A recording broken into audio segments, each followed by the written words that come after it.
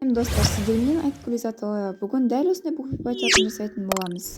Ол үшін бізге қажетті заттардың барлығын мен осылай ыдысқа салып дайындап алдым. Қанша граммнан екендігінің барлығы описаниеда жазылған. Міндетті түрде ашып оқыңыздар. Енді біз ең әуелі шоколадымызбен сұйық майымызды қосып ерітіп аламыз. Микротолқынды пеште еріткен кезде әр 30 секунд сайын алып, ерісін ерімесін араластырып тұру маңызды.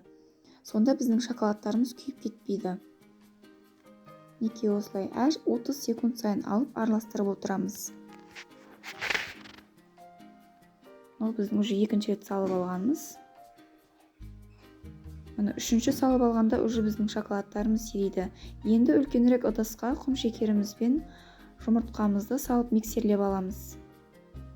Бұл жерде біздің құм шекеріміз ірі болатын болса, шамалы ұзақтау араластырамыз, өйткені кішкене болсын еруі керек. Осылайша орташа жылдамдықта араластырып аламыз. Сосын біздің жаңағы еріп тұрған шоколадымызды үстінен құйып, тағы да бір араластырып аламыз.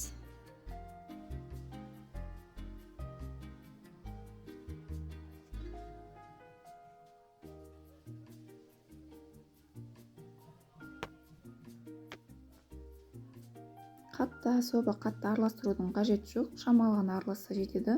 Енді оның үстінен ұнымызды, какаомызды және қопсытқышымызды саламыз. Осы құрғақ заттарымызды бөлек бір ыдысқа араластырып алсақ та болады, немесе дәл осылай бірінің үстінен бірін салып араластырсақ болады. Енді менде мына жерде какаом ұшып кетті, алдын ала осылай кішкене миксерлемей тұрып, кішкене араластырып алсаңыздар болады. Енді ары қарай жақсылап араластырамыз. Менде бұл жерде қою масса шықты, өйткені біріншіден менің шоколадым АБК, Қазақстан немесе Калебаут емес. Және екінші себеп бөлме температурасы, яғни мен салқын жерде жұмыс жасап жатырмын. Сондықтан біздің тестамыз осындай қою болып шықты. Және үшінші себеп бұл жерде жұмыртқамды тоңазытқыштан ала сала қосқаным, яғни бөлме температурасында қойып қоймағаным. Сондықтан менің тестамның массасы дәл осындай болды. Сіздерде сұйық болуы да мүмкін. Бір қатты разницасы жоқ. Неке енді жан-жағындағын барлығын жақсылап араластырып аламыз. Салқын жерде жұмыс жасасаңыздар, сіздердің де тесталарыңыз дәл осындай болады. Енді біз кондитерлік қапшығымыздың ұшын кесіп алып, насаткамызды саламыз. Егер сіздерде дәл осындай насатка болмайтын болса, жай ғана қапшықтың ұшын тегістеп кесіп алып, соның өзімен құя берсеңіздер болады. Неке массамыздың барлығын салып дайындап аламыз. Және бұл жерде егер Қазақстан шоколадымен немесе итальянский, бельгийский қымбат шоколадтармен жасайтын болсаңыздар, сіздердің массаларыңыз сұйықтау болады, өйткені олардың құрамы мен жаңа АБК-ның құрамы екі бөлек.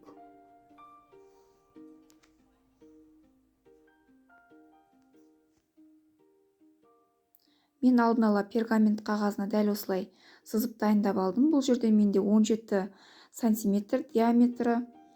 Енді біз осы 17 сантиметрге сызатын болсақ, біздің қожымыз 19-20 сантиметрге үлкейеді.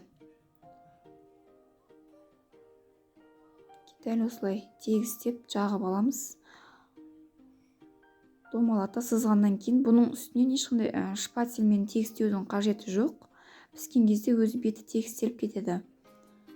Егер де біз шпательімізді дәл осының үстінен тегістейтін болсақ, біздің қамырымыздың асты, яғни тестамыздың асты жаңағыдай бірдей болмауы мүмкін. Сондықтан ешқандай шпатель тегізбейміз.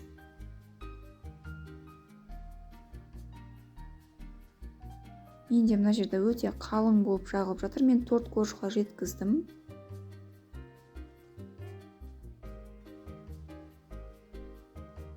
Менде қорждарым биік болып пісетін болады қазір. Дәл осылай араластырып. Қызып тұрған пеште, яғни 180 градуста қызып тұрған пеште 10 минуттың көлемінде пісіріп аламыз. Ол бірақ сіздердің пештеріңіздің жылуы, қызуы қандай, соған да байланысты. Кейбір пештерде 7-8 минутта дайын болып қалады. Мінекей мынау піспеген және піскен коржымыздың айырмашылығы. Енді осылай мен 18 диаметрде корждарымды кесіп дайындап алдым. Қараңыздар, менің коржым қандай биік болып пісті. Енді креміне кірісетін боламыз. Ол үшін бізге сүзбелі ірімшік, қант ұнтағы және осындай клейге керек болады. Ең әуелі қант ұнтағы мен сүзбелі ірімшігімізді жақсылап бір араластырып аламыздан, соның үстінен барып клейгейімізді құйып, миксеріміздің жылдамдығын жаймен деп жоғарылатып араластыратын боламыз. Мінекей дәл осылай бір 10 минуттардың арасында біздің креміміз дайын болады. Миксерімізді бір ғана жерден ұстап тұрмай, осылай жан-жағын жақсылап араластыратын боламыз. Сонда біздің креміміз біркелкі массада болады. Өзі дайын болып жатқаны сіздерге де білінеді, өйткені миксеріңізді араластыру қиындай түседі. Жаңағыдай қоюланған кезде, араластыру жайлап қиындаған кезде уже сіздің кремдеріңіз дайын деген сөз. Мінекей. Енді осылай қапшығымызға жаңа насадкамызды салып алдық. Егер жаңа жоғарыда айтып өткендей насадка болмайтын болса, қапшықтың бетін жақсылап тегіс етіп кесіп аламыз. Сонда біздің шариктеріміз шығатын кезде әдемі болып шығады. Осылай кремімізді дайындап алдық. Коржымызды осылай қойып дайындап алдым. Енді мен кремнің кішкене ағызын қарап түсірдім, өйткені біз қазір шоколад ағызған кезде әдемі көрінеді. Мінекей дәл осылай.